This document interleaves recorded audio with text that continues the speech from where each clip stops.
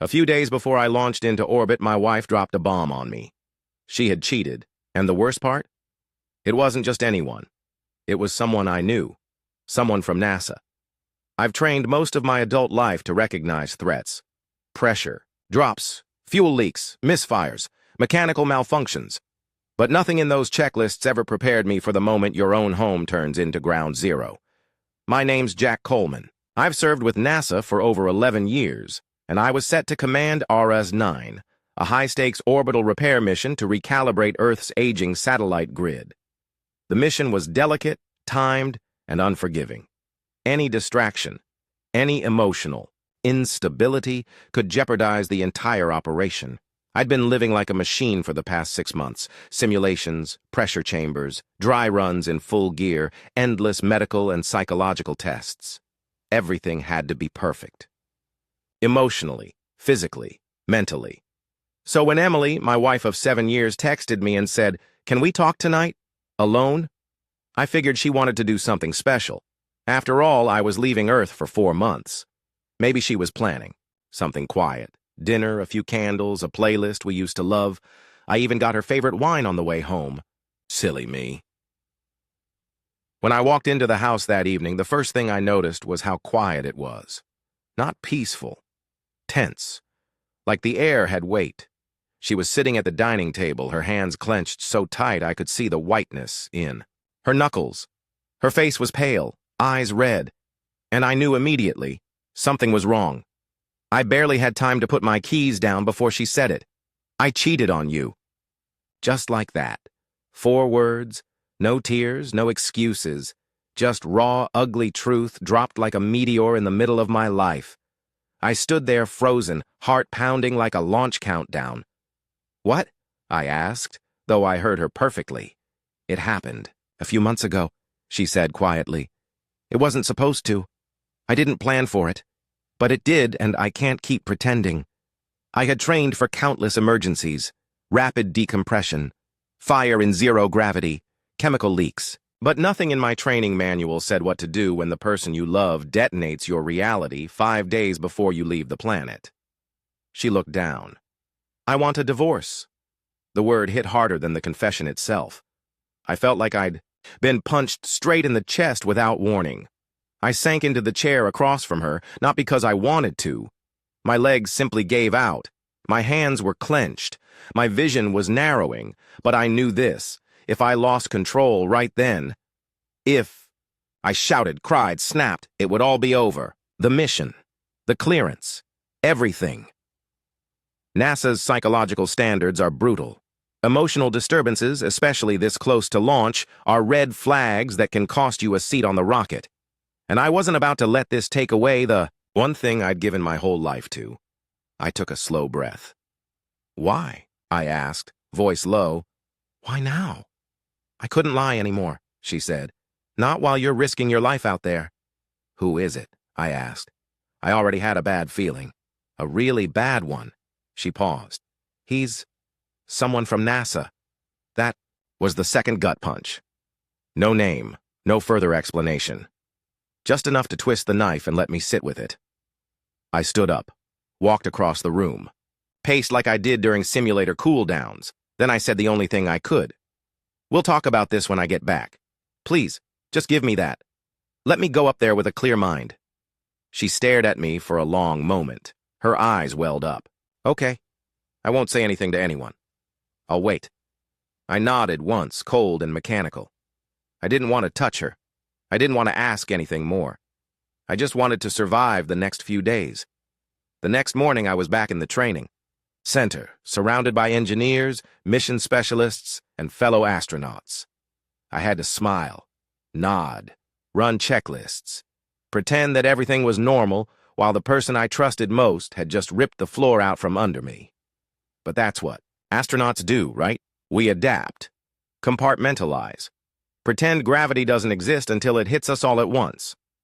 One of the final steps before launch was the emotional stability evaluation. A psychologist sat across from me in a bright white office. She tapped her pen. "Against the folder with my name on it. How are you feeling, Commander Coleman?" I smiled, the kind you practice in mirrors. Steady. Any major emotional disturbances? Stress? Family issues? I thought of Emily. Her voice. The way she said, "Someone from NASA." I said, "No, nothing out of the ordinary." She nodded. Signed off. I passed. Later that day, I sat alone in the Eris 9 mock capsule, running final interface checks. The silence of the module was the only honest thing around me. I tilted my head back against the metal wall, closed my eyes, and whispered to no one. She broke my heart days before I left Earth, and I still had no idea how deep the betrayal really went. The next few days were a blur of diagnostics, simulation reruns, and baseline health checks. I kept moving like clockwork, like muscle memory had fully taken over. But beneath that practiced exterior, my chest felt like it was full of broken glass. I didn't speak to Emily again. I didn't ask who it was. I just focused on keeping my vitals in the green and my expression neutral. During one of the final briefings, our mission psychologist sat across from me again. Clipboard in hand, glasses low on her nose, reading my stats like a detective looking for any sign of a crack. Anything troubling you emotionally? I could feel my molars grind. My jaw tightened involuntarily. "No," I said, calm but clipped. "I'm ready." She paused for a second longer than usual, but eventually she nodded and checked her box. That was the final hurdle. Launch day. There's nothing like the moment you feel the engines roar beneath you. It's like your soul vibrates apart from your body, and then for a few precious seconds it fuses back, stronger than before. I'd waited for that sensation my entire life. And, for the first minute, it actually drowned out the pain. Ares 9 had 5 crew members, a tight unit. 3 veterans, 1 engineer, and a newer guy, Ethan Blake, who came in as the mission's observational pilot. He was clean-cut, late 30s, probably a former Navy pilot by the way he moved. Confident, calm, sharp. He joined the team late, in the planning phase, but came highly recommended. I remember thinking during training, we'll see what he's made of in 0G. We docked with the orbital station 2 days later. The handoff was clean. Gravity gone, pressure stable, systems nominal. We were good, but from the moment we started moving around each other in orbit, something about Ethan rubbed me wrong. It wasn't anything overt. He did his job, followed protocol, even cracked a few decent jokes during comms downtime. But the way he looked at me, it wasn't disrespectful, just oddly cautious. Like he knew something I didn't. Or worse, like he was waiting for me to find out. I tried to push it down, focus on the mission. Satellite array checkouts, solar realignments, external diagnostics. It all needed precision. There was no time for paranoia. Until one night, about 2 weeks into the mission, we were having dinner in the main cabin. Space food, piped from pouches, nothing glamorous. But up here, even that felt like comfort. Ethan was talking to Harper, our flight engineer, about Houston nightlife. Laughing, relaxed. Then he said it. "Man, those last few weekends in Houston, I don't think I slept more than 2 hours a night. Between training and, well, let's just say I got to know the city pretty damn well." Something about the way he said it. That offhand chuckle, the pause, hit me like a jolt to the spine. My spoon froze mid-air. He was in Houston a few months ago. He wasn't even part of Ares 9 at that point. But Emily was. She had come to visit me during training, stayed in a rented apartment near the Johnson Space Center. I stared at him, his face, the relaxed grin, the way he took another bite without realizing that my world had just tilted. Back in my personal module, I accessed the limited media archive, mostly public footage, training logs, group shots. I scrolled through everything, desperately looking for something, anything. Then I found it. A clip. Internal NASA footage, not classified, just overlooked. A group dinner at a local Houston event for cross-department collaboration. I wasn't in it. I was off-site that week. But there was Ethan. And right behind him, at the bar, Emily. She was laughing at something, holding a glass of wine, and Ethan turned to her, touched her elbow. They shared a look, a lingering one. It felt like I was watching a horror movie. And I already knew the ending. I sat in that module for a long time, floating slightly, hands clenched around the tablet. My pulse pounded in my ears. I wasn't just betrayed. I was betrayed by someone sharing the same oxygen, the same food supply, the same return capsule. There were 1,000 things I wanted to do: yell, hit, confront. But I was in space, on a mission, and he was my crewmate. I took one breath, then another. The next morning, Ethan floated over to help me with a satellite recalibration sequence. I could barely look at him. Every movement felt heavier than it should in zero gravity. My responses were short, clinical. He noticed. "You all right, Commander?" he asked. I forced a tight nod. "Fine, just tired." That was a lie. I hadn't slept since the archive footage. I didn't say a word about what I knew. Not yet. I needed time. I needed control. But from that moment forward, every second I spent next to Ethan Blake felt like I was balancing on a tightrope above a pit of fire, and he had no idea I knew. Or maybe he did. And that was the most dangerous part. Space has a way of making everything feel quiet, even chaos. We were 3 hours into a scheduled EVA, extravehicular activity, replacing one of the external control panels on the far end of the station's solar wing. Conditions were stable. Earth spun slowly beneath us like a living marble, silence all around. It was supposed to be a routine repair. I was tethered, tools secured, comms checked. Ethan was 20 feet to my left, working on the adjacent panel. I heard him breathing steadily in the comms, making progress. Then something went wrong. Jack," he said, tension in his voice. "My stabilizer's acting up. I've got— Hang on!" The next second, he jerked. His entire body twisted as the panel under his boot lost magnetic contact. The small propulsion unit on his back flickered, then died completely. He was drifting. "Fast! Ethan!" I shouted. "Hit your secondary!" Trying. Damn it, it's not responding. I'm losing it. His tether cable snapped taut, the only thing keeping him from floating endlessly into space. But it wasn't designed to take that kind of force. I saw it fraying. Individual threads tearing one by one like a violin string pulled too far. Training kicked in. No time for fear. I secured my own tether to the structure, unhooked the auxiliary safety line, and launched myself toward him with just enough thrust to intercept. If I missed, I'd be gone too. In those few seconds, nothing existed but instinct. He was upside down, spinning, the earth behind him, his gloves clawing at the slack line. His voice panicked in my ear. I reached him just as the last few strands of his tether gave out. My hand closed around his wrist. "Hard! I've got you!" I yelled. He didn't answer, just breathed, sharp, ragged gasps. I anchored us with the backup line, slowly reversed thrust, and guided us back to the station. The silence afterward was the loudest I'd ever heard. Back inside, Ethan collapsed into his chair in the crew quarters, helmet still on. No one spoke. The flight commander was reviewing suit data. Harper kept glancing between the two of us like she was waiting for one of us to explode. I didn't. I just went to my module, peeled off my suit piece by piece, and sat on the floor. My muscles shook from adrenaline. My chest ached. But most of all, I was confused, because I saved him, without hesitation, and I still hated him. That night, long after lights dimmed and the rest of the crew went quiet, there was a knock, or rather a soft vibration, at my door. Jack? Ethan's voice. "Can I come in?" I didn't answer. "Just turned the lock and let the door slide open." He floated in slowly, still in thermal gear, holding something. 2 sealed drink packs. "Didn't know your favorite. Brought black coffee and orange citrus." I nodded toward the coffee. He handed it over. We sat without speaking for a minute, sipping silently in microgravity. No eye contact. Just the low hum of machinery around us. Finally, he spoke. "I didn't know," he said. "I swear to you, Jack, I didn't know she was married." I didn't react.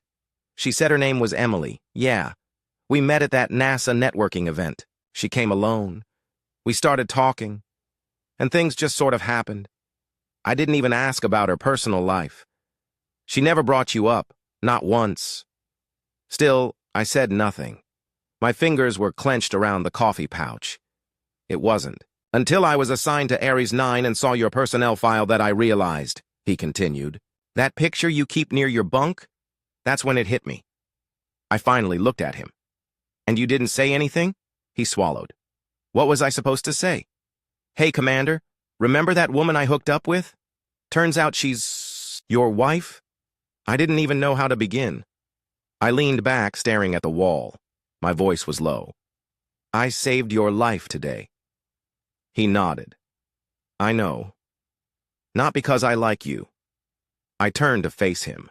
But because this mission, this uniform, it still means something to me. And I'm not about to let a mistake, yours or hers, destroy everything we're up here to do. His shoulders dropped, like he'd been carrying the weight of that guilt every day since launch. I'm sorry, he said again, quieter this time, for all of it. I nodded slowly. I believe you. We sat in silence after that. No resolution, no forgiveness, just understanding. And somehow, that was enough. Later, when he left, I floated back toward the viewing bay, the wide, dome-shaped glass that lets you look down at Earth as if you were floating above a dream. There it was, blue, spinning, alive. 4 months. 4 months away from the noise, the pain, the betrayal. Up here, emotions were like space junk. Dangerous if left uncontrolled, better to let them drift. I placed my hand gently on the glass. 4 months in space, I whispered, and somehow, I feel lighter now than ever before. Touchdown was smooth. The moment the capsule door opened and I felt gravity pull at my limbs again, I knew I wasn't the same man who left Earth. We were welcomed as heroes, cameras, cheers, handshakes. The mission had been a success, not just a technical one, but a human one. All systems were repaired, data stabilized, communication networks restored. We'd done what we set out to do. I shook hands with senators, smiled for the cameras, and answered the same 6 questions from every reporter. How did it feel to be back? What was the hardest part of the mission? What are your thoughts? Now that you've completed such a high-stakes operation? I gave them the answers they wanted, the clean ones, the inspiring ones. But the real answers? They were quieter, deeper, harder to explain in sound bites. After the media storm passed, after the debriefings and final medicals, I had one more meeting. Emily. She'd asked to see me, and I agreed. Not because I wanted to rekindle anything. That chapter was closed. But some pages deserve a proper ending. We met at a small bench outside the visitor center, just beyond the sculpture of the Saturn V rocket. She looked different. Not sad, not radiant, just human. Hi, she said. Hi. She sat next to me, hands clasped in her lap. There was a silence, not awkward, but respectful. You look good, she said. Strong, I nodded. I feel stronger than I expected. She hesitated, then spoke. I didn't mean to destroy everything, Jack. At the time, I thought it was already falling apart, that we'd grown distant. You were always working, always in orbit mentally, even before launch. I know, I said, and I played a part in that. She looked at me then, eyes soft but sad. But I was wrong. I thought you'd changed, that maybe you didn't care anymore. But after you left, I saw the way you carried yourself, the way you handled everything. And I realized, her voice broke just slightly. I underestimated you. If I could go back, I'd do it differently. You were always the better man. It didn't sting. Not anymore. Maybe, I said gently, but what's done is done. We both signed the divorce papers later that afternoon. No lawyers, no drama, just clean lines and quiet closure. She moved to Denver a week later. New apartment, new job, a fresh start. One she needed, one I didn't envy. I stayed in Houston, reacclimating to Earth, remembering how real food tasted, rediscovering how stars looked from this side of the sky. Ethan and I crossed paths more than once. Debriefings, interviews, public appearances. We never became best friends. But there was a bond now. One forged not in forgiveness, but in survival. A shared truth that neither of us had expected, yet both had endured. Once, over drinks at a quiet astronaut reunion, he raised a glass to me and said, You didn't have to pull me back. I shrugged. Maybe not, but I would again. We clinked. Glasses. That was enough. Weeks passed, then months. And one evening, I was sitting on the porch of my small home just outside the city, legs kicked up, a mug of something warm in my hand. Above me, the stars blinked softly, quietly, like they were winking in on an old secret. A letter rested on my lap, stamped with the NASA seal. Inside, an invitation, a new mission, a new orbit. I smiled, not because I was trying to escape, not because I needed to prove something, but because somewhere out there, between the silence and the stars, I'd found something worth holding on to again. Myself. She broke my heart the night I left Earth. But out there, somewhere between the stars and silence, I found something else. Myself.